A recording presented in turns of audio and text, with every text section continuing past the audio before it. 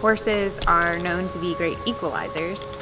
They don't care about your abilities or your disabilities. They don't care about your status in life or your age or what's happened to you in the past. They just care about how you are right now in the present, and are you willing to be with them? Horses are extremely perceptive, they're extremely understanding, and they can often feed back the energy that the rider is giving to them in a way that other animals aren't able to do.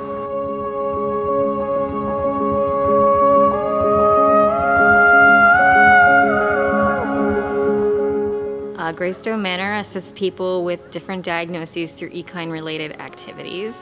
Something that I think makes our organization really special is that it's inclusive of people of all abilities. So there aren't a whole lot of activities that people who have severe disabilities can participate in. I like to describe our organization as a community center where we have therapeutic riding activities taking place. And it's a wonderful experience for the volunteers, the riders, and their families. Every student that comes through our program is given individualized goals and lesson plans that target their individual needs and their unique needs as a person. So sometimes for the horse that means addressing some physical needs that they might have. And the movement of a horse is so therapeutic. Their three-dimensional movement, repeatable movement, rhythmical movement is really special, and it can't be replicated in a physical therapy gym.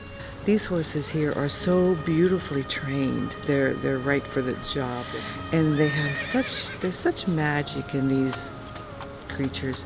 And so they all have their individual quirks and their own personalities. So it's really interesting to see like the personality of the rider kind of match with the personality of the horse. And just like we get attached to our friends, they get attached to their friends. So a rider will come in and the horse will nicker, and when they see them, and it's like seeing one of your own friends. By the end of the year, we will have approximately over 150 volunteers walking through that door. They will have donated over 12,000 hours of their time. So as you can see, they are vital to the organization, and so that we can run a very successful program. Our highest level of assistance, you might have a rider with someone leading the horse and then some volunteers walking alongside of them just to provide some extra stability and support if and when it's needed. Our goal for all of our riders is that they progress towards independence. She has improved so much since she's been riding. You can tell when she walks, she doesn't slap her feet near as much as she did before. She's got better muscle tone than she had. She's a little more confident than she was. Their newest skill, I would say, just might be posting trot. Right, so when the horse trots and the rider rises and falls with the rhythm of the trot, it takes a lot of coordination, a lot of stability. And she just loves being here, loves being with the staff and the riders. She was a quadriplegic after her stroke, so we never thought we'd see her get on a horse or even walk again. Well, it's been a great process. I mean, it's a great organization, and it's been psychologically and emotionally great for her.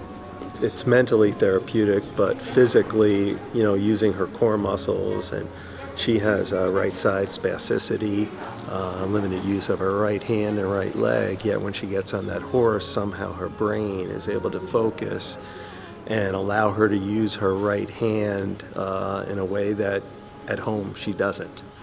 And to see the progress she's made over the last 7 years, is amazing, because this is the highlight of her week, without a doubt. I've had parents tell me before that they've tried other types of interventions for their children to help manage some of the challenges associated with their disabilities, and they found that this group activity has been more effective because they've found that it's enjoyable. It's an opportunity for the kids to receive attention and the adults to receive attention where otherwise they may not have been included in group activities. And I've had parents tell me that, and caregivers tell me that the riders count down the days until they get to see their horses because they have very strong bonds with their horses. When you see a horse just walk up to somebody, whether they're in a wheelchair or they're just approaching the horse for the first time or after a lesson, and you see a horse just kind of nuzzling up to somebody's head or ear, or just kind of like they're saying hello, and that's really sweet.